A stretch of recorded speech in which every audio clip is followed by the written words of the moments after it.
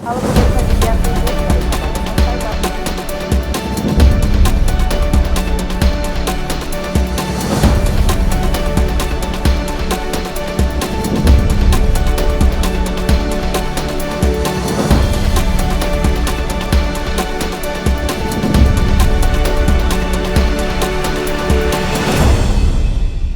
Anda masih bersama kami dalam Kominfo Newsroom. Pemirsa, Sekretaris Jenderal Kementerian Pertanian Kasdi Subagiono mengatakan, 3 isu pokok bidang pertanian Indonesia didukung seluruh delegasi G20 dalam pertemuan Second Agriculture Deputies Meeting di Yogyakarta.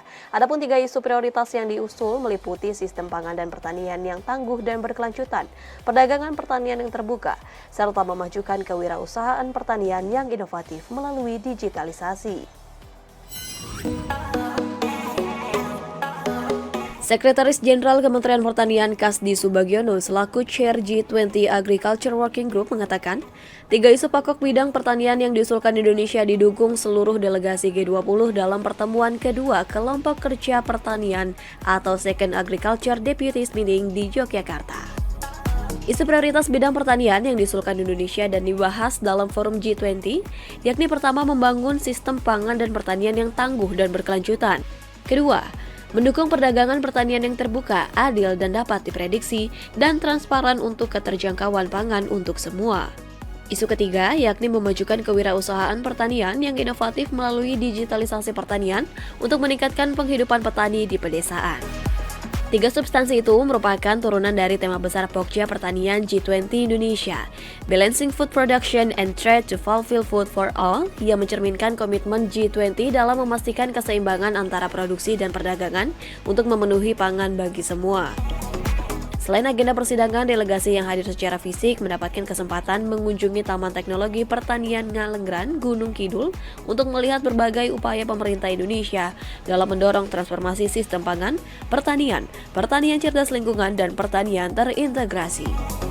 Semua anggota G20, organisasi internasional, observer, dan undangan mengapresiasi Indonesia. Apresiasi yang pertama teman-teman Indonesia adalah bahwa mereka aware, mereka sadar pada saat Indonesia menjadi presidensi itu kondisinya sulit. Ya, sulit itu diantaranya berbagai dinamika yang terjadi, seperti kita ketahui COVID-19 yang belum berakhir, kemudian krisis pangan dunia, kemudian juga geopolitical tension. Ini yang sangat sulit ya, untuk bagi Indonesia. Bukan berarti tidak bisa Indonesia terus, alhamdulillah apresiasi itu ada. Sementara itu pemirsa, Wakil Menteri Kesehatan Dante Saxono Harbuwono melakukan kunjungan ke pabrik pembuatan alat kesehatan PT Virom International di Bekasi, Jawa Barat. Kunjungannya ini dalam rangka memberi dukungan terhadap industri alat kesehatan dalam negeri dan berharap alat-alat kesehatan yang dihasilkan dapat bermanfaat bagi masyarakat Indonesia.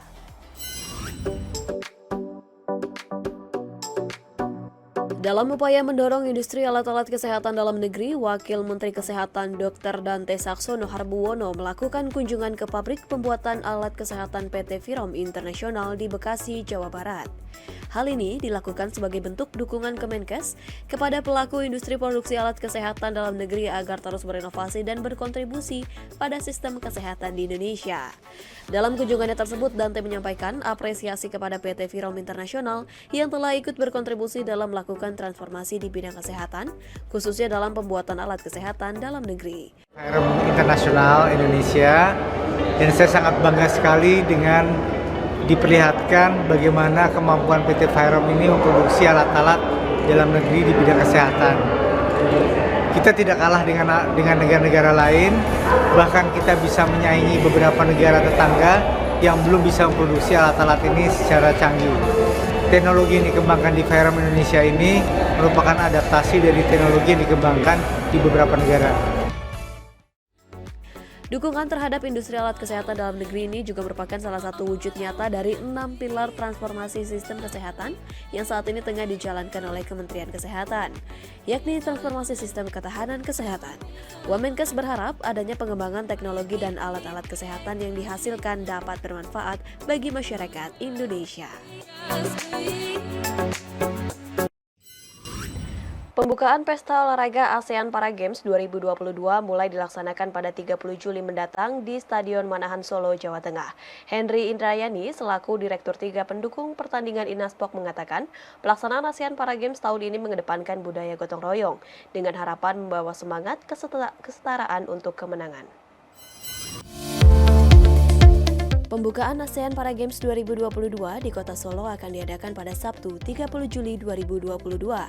Direktur 3 pendukung pertandingan Inaspok, Henry Indrayani Oka menyebutkan bahwa pada pelaksanaan ASEAN Para Games ini Indonesia lebih mengedepankan budaya gotong royong dengan harapan melalui opening ceremony dapat membawa semangat gotong royong kesetaraan untuk kemenangan. ASEAN Para Games 2022 sedianya dilaksanakan di Vietnam tahun 2021 serangkaian dengan SEA Games. Namun dikarenakan tidak bersedianya Vietnam menjadi tuan rumah ASEAN Para Games, maka ASEAN Para Sport Federation atau APSF pada tanggal 14 Februari 2022 menetapkan Indonesia untuk menggantikan Vietnam sebagai tuan rumah. Dengan waktu yang terbilang cukup singkat, Indonesia mampu menyelenggarakan ASEAN Para Games 2022. Pada opening ceremony nanti akan ada penampilan spesial dari berbagai kalangan dan seniman besar. Hingga saat ini, antusias masyarakat untuk menyaksikan opening ceremony ASEAN Para Games dapat dikatakan sangat tinggi. Dan total penonton yang akan menyaksikan opening ceremony kurang lebih sebanyak 15.000 orang. Selain itu, nantinya juga akan diberlakukan penerapan protokol kesehatan di setiap venue pelaksanaan ASEAN Para Games 2022.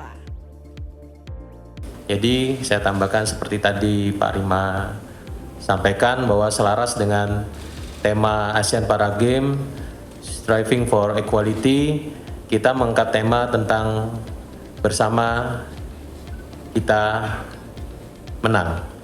Tema ini kita akan mengangkat budaya Indonesia, budaya gotong royong, budaya yang akan kita angkat ke internasional dengan harapan melalui opening ceremony ini bisa membawa semangat gotong royong, kebersamaan dan kesetaraan untuk kemenangan.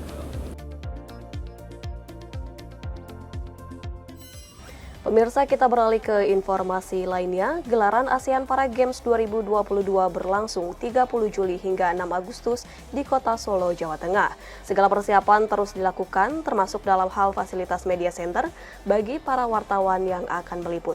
Lantas bagaimana situasi terkini di media center gelaran ASEAN Para Games? Kami telah terhubung dengan rekan kami, reporter Mona Azarinisak, langsung dari lokasi Solo, Jawa Tengah. Mona, silakan dengan laporan Anda.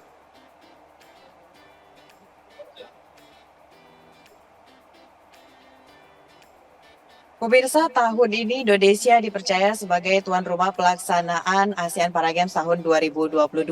Berbagai persiapan dilakukan oleh Indonesia semenjak tahu bahwa Indonesia benar-benar dipercaya untuk melaksanakan kegiatan berskala internasional besar ini.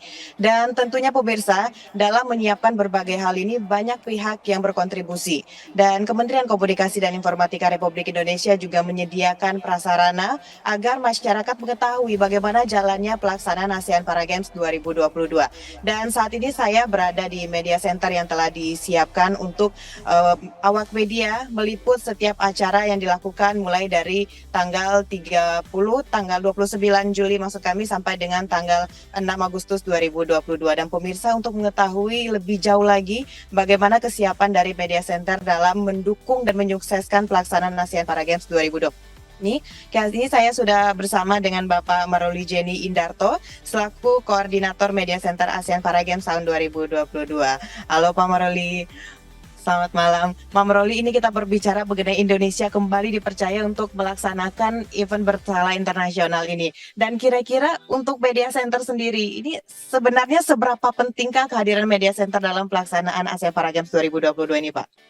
Oke, jadi sesuai dengan Peraturan Presiden 95 tahun 2022, Kementerian Kominfo itu kan mendapat tugas dan fungsi ya untuk melakukan dua hal sih, diseminasi informasi. Pertama, penyebaran informasi tentang ASEAN Para Games ke-11 tahun 2022 dan penyediaan media center dalam skala internasional ya. Kami tentu Kementerian Kominfo memandang bahwa bahwa media center ini penting karena kita ini kan tidak hanya menyebarkan informasi ya, tapi ini bahwa informasinya itu adalah kita juga semacam keberpihakan gitu ya, bahwa event ini adalah event yang bisa diakses oleh semua pihak gitu ya, masyarakat umum juga termasuk untuk kalangan difabel. Jadi makna dari penyediaan media center ini tadi selain mendiseminasikan informasi tentang ASEAN Para Games ini sendiri, juga afirmasi atas peran Kominfo dalam kebijakan komunikasi untuk kaum difabel. Secara umum sih itu untuk media center. Baik, tentunya Kominfo bukan kali pertamanya untuk menyediakan media center dalam berbagai kegiatan yang ada di Indonesia. Namun Pak Broli, karena kegiatan ini terkesan dadakan atau waktunya mepet begitu. Nah, bagaimana kesiapan dari Kominfo sendiri untuk menyiapkan media center ini? Kira-kira mulai dari kapan persiapannya nih, Pak? Baik, kalau peraturan Perpresnya sendiri kan keluar 2 Juli ya. Memang sangat mepet kalau lihat pelaksanaan tanggal 29 Juli. Tapi kita di Kementerian Kominfo, terutama Direktorat Jenderal Informasi dan Komunikasi Publik itu sudah terbiasa dan kita punya standar yang jelas terkait pelaksanaan media center, terutama skala internasional maupun nasional. Secara umum sih kita siap, media center kita hari ini siap, kita melayani. Ada 3 hal utama di sini. Pertama adalah media center Kominfo di APG ini adalah kita akan mengeluarkan siaran pers official atas nama ASEAN Para Games, nanti kerjasama dengan Kemenpora, Inaspok, dan tentunya juga pemerintah Kota Solo. Kita juga menyediakan konferensi pers harian, tentu dengan tema-tema yang menarik gitu ya. Sama kita juga menyediakan kesempatan bagi siapapun mereka, masyarakat umum yang mempunyai isu terkait disabilitas, kita sediakan juga talk show di media center ini. Media center yang kita lakukan ini kan sesuai dengan standar internasional ya. Jadi equipment yang ada, working space, internet dan sebagainya sudah sesuai dengan standar sih. Baik, berarti dengan kunci sudah standar internasional, ini berarti Kominfo sudah harus bisa 100% menyukseskan kegiatan ini, Pak Baroli. Tapi yang paling penting itu fasilitas yang ada di sini kira-kira apa aja sih, Pak Baroli? Oke, jadi fasilitas pertama kita adalah fasilitas media center Kominfo itu ramah difabel. Itu penting ya, karena event ini kan event untuk difabel ya, pertandingan untuk kaum difabel ya. Kita menyediakan penanda sesuai dengan standar internasional ya. Terus kita juga menyediakan working space, ada banyak unit komputer untuk bekerja, jurnalis memproduksi berita maupun menyebarkan informasi. Kita juga menyediakan ada interview corner, ada fasilitas press conference, juga ada fasilitas lain seperti untuk talk show, internet, dan kita juga menyediakan hospitality. Jadi menyediakan makanan ya, untuk refreshment lah untuk para jurnalis. Jadi kita memastikan bahwa jurnalis hari ini bisa bekerja maksimal gitu ya. Harapan kami dari Kominfo mereka bekerja maksimal dengan fasilitas yang ada dan bisa memberikan informasi yang proporsional kepada masyarakat. Kira-kira gitu. Baik, berarti media center ini disiapkan tentunya untuk menyukseskan kegiatan ASEAN Para Games ini dan disiapkan juga untuk teman-teman media. Tapi untuk sejauh ini kira-kira sudah berapa banyak teman-teman media mendaftar dan apakah masih bisa mendaftar untuk mengikuti kegiatan ini, untuk meliput kegiatan ini, Pak Maruli? Ya, tentang media center. Jadi media center di ASEAN Para Games ini kan banyak. Ini adalah main media center, memang dikelola oleh Kominfo. Kita juga mengerjakan dukungan ke 14 submain media center ya. Di setiap venue-venue kan ada, kita mendukung ke sana. Kalau untuk tadi yang registrasi wartawan, kalau yang registrasi hampir sekitar 155. Cuman yang sampai sore ini yang mengakses mengambil ID card sekitar 100-an lebih. Dan itu semuanya tidak hanya nasional tapi juga internasional ya. Untuk lingkup ASEAN ada dari seluruh negara ASEAN lah terutama. Bagi teman-teman media mungkin yang belum sempat mendaftar, apakah masih dibuka kesempatan untuk mendaftar lagi, ikut berkontribusi lagi, menyuarakan bagaimana kegiatan ini dilaksanakan di Indonesia pada tahun ini atau bagaimana, Pak? Masih bisa. Jadi silakan, kan sudah ada linknya ya. Itu memang untuk registrasi media akan dikelola oleh Inaspok sebagai penyelenggara ASEAN Para Games dan nanti di clearance bersama dengan Kementerian Kominfo. mereka yang sudah daftar, siapapun medianya silakan menggunakan fasilitas media center ini dengan segala fasilitas yang ada. Baik, dengan fasilitas sudah disiapkan, segala hal juga sudah disempurnakan. Tapi Pak Maruli, tentunya Kominfo sudah melakukan beberapa kali media center gitu untuk kegiatan. Dan dari setiap itu kita juga telah melakukan evaluasi. Kira-kira evaluasi apa yang kita lakukan untuk menyukseskan adanya media center kali ini dengan berbagai event yang telah ada sebelumnya, Pak? Memang event yang ASEAN Para Games ini agak challenging ya bagi kami, karena kan event ini kan selain kepada masyarakat umum juga tadi kan bagaimana isu-isu kesetaraan bagi kaum difabel itu mempunyai tempat di media center kita gitu ya. Kita itu kan tidak hanya mengkomunikasikan hanya event, pertandingan, hasil dan sebagainya, tapi kita juga ada banyak kebijakan-kebijakan pemerintah juga yang ramah dan terhadap difabel. Itu juga kami pastikan di media center ini mendapatkan tempat lah untuk supaya isunya naik lah kira-kira gitu.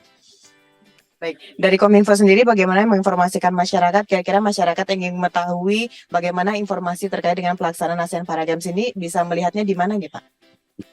Pada prinsipnya kalau official untuk part di media center ini kita akan rilis di website.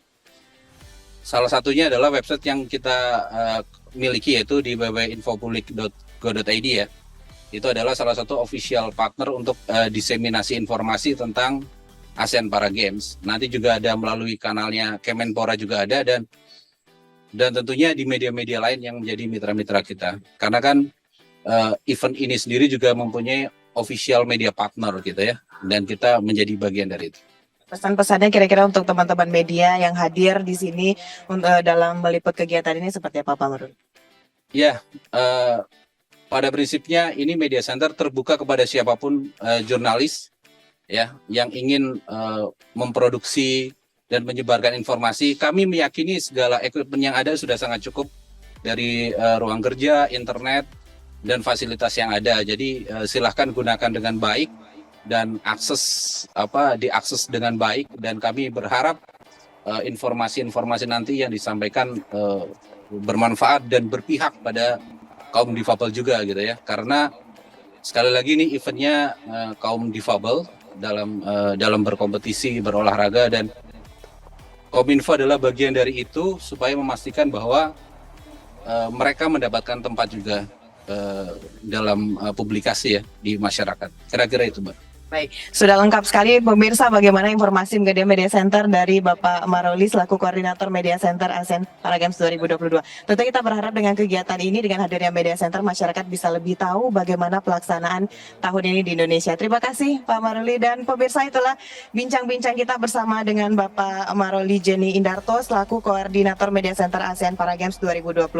Dan kita berharap juga teman-teman media yang hadir ke Media Center ini bisa memberikan informasi yang aktual kepada masyarakat bagaimana pelaksanaan ASEAN Para Games tahun 2022. Saya Munazar Nisa, terima kasih. Ya, pemirsa, Media Center penting sebagai diseminasi informasi dan sebagai afirmasi Kominfo untuk kaum difabel. Kominfo siap melayani dengan siaran pers ofisial, konferensi pers harian, dan kesempatan bagi masyarakat umum untuk talk show. Kami akan kembali dengan beragam informasi lainnya. Tetaplah bersama kami dalam Kominfo Newsroom. Halo pemirsa.